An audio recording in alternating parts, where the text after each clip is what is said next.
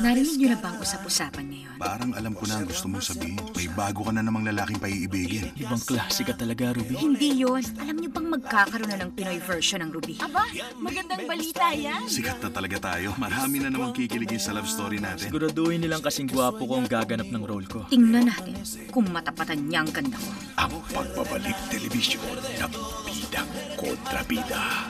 Ruby, malapit na sa Primetime Bida. Ako, si Ruby. Kinabaliwan ng lahat ang alindog ko.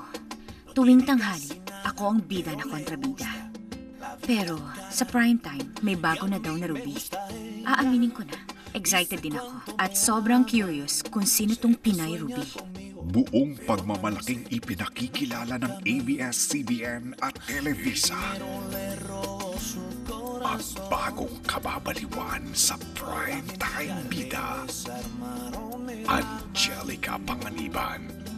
Ako si Ruby. Wala nang kukontra.